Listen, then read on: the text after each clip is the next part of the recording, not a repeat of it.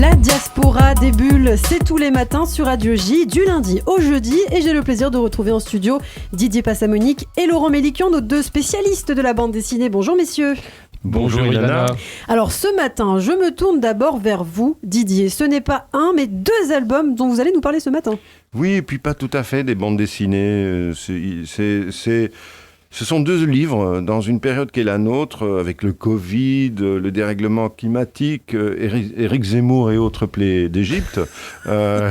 Il faut qu'on en parle de quelque chose de fondamental, qui est l'amour. Ah oui, l'amour. Et l'amour est incarné ces jours-ci par un illustrateur hors du commun qui s'appelle Lorenzo Mattotti. Lorenzo Mattotti, comme son nom l'indique, est italien, mais il habite à Paris depuis des décennies. En Italie, il a été la partie prenante du mouvement Valvoline, qui a révolutionné la bande dessinée en Italie dans les années 80, un peu comme Métal Hurlant ici. Et puis il est venu à Paris, il a été publié dans l'Écho des Savanes, il a publié un album qui s'appelle Feu, qui est véritablement l'invention de ce qu'on appelle la bande dessinée picturale. Et puis, c'est de la couleur directe. Et ici, dans ces albums-ci, les personnages, l'intrigue reste... certes, ce qui compte, mais c'est surtout la couleur, l'émotion. Alors, qu'est-ce que vous nous présentez ? Du coup, ce n'est pas vraiment une bande dessinée. Hein. Voilà, ce sont deux albums qui se répondent. Alors, comment dire ? On peut dire que c'est une bande dessinée de poésie. D'accord. C'est-à-dire qu'il n'y a pas vraiment d'histoire. C'est surtout des images, oui. Voilà, le premier s'intitule Roméo et Juliette. C'est un album au crayon, sans texte. Et qu'est-ce qu'on y découvre ? Des câlins, de fougueux baisers, des étreintes. Rien de pornographique, même pas érotique. Ah, merci, vous nous rassurez là, Didier. Juste de la tendresse. C'est beau, c'est charmant, c'est magnifiquement dessiné. Ça fait du bien. C'en est presque décevant. C'est un cadeau pour votre amoureux, votre amoureuse. Je dis ça à tous nos auditeurs. C'est publié chez Martin de Halleux, un valeureux petit éditeur parisien. Alors l'autre album s'intitule, c'est en italien, Nella quoi, et il est publié chez Casterman. Il est en couleur et c'est le même sujet. C'est une étreinte, un homme et une femme qui s'embrassent dans un espace fluide. Les traits vibrent, ondulent, la couleur resplendit. C'est pas exactement une bande dessinée, c'est une variation infinie sur le même thème. Très poétique. Mais dont on se lasse pas, en fait.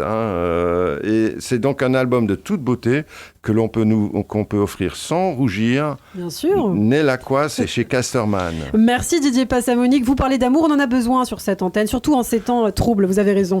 Alors c'est à votre tour maintenant, Laurent Mélikian, mais c'est curieux, vous n'avez pas de livre aujourd'hui à nous montrer. Et oui, je suis juste venu avec mon téléphone.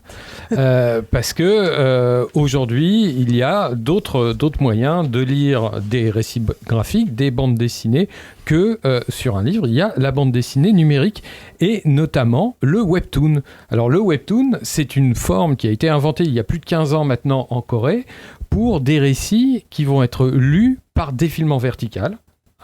Sur un écran, et notamment les écrans de smartphone.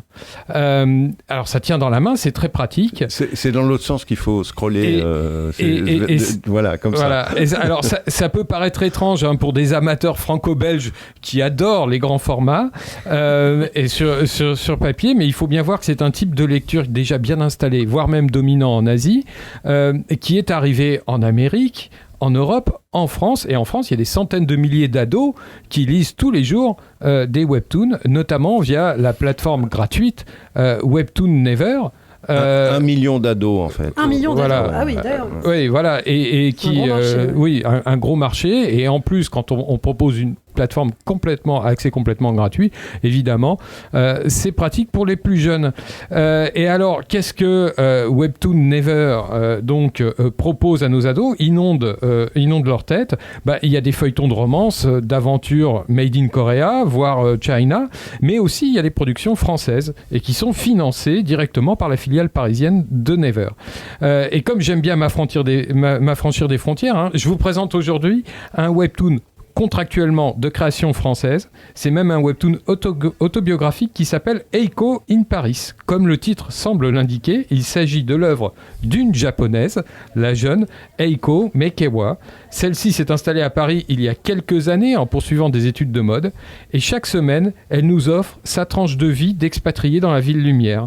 Histoire de bien rire des différences culturelles et surtout de tordre le cou aux clichés forgés d'un pays à l'autre. C'est vif, léger, et même si on peut se surprendre parfois à emprunter des voies plus profondes, je pense plus particulièrement à l'épisode 18 sur les enfants pickpocket du métro parisien.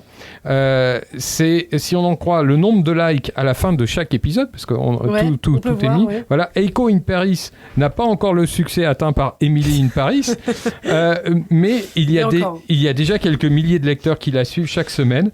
Et c'est pas si mal pour mieux se comprendre.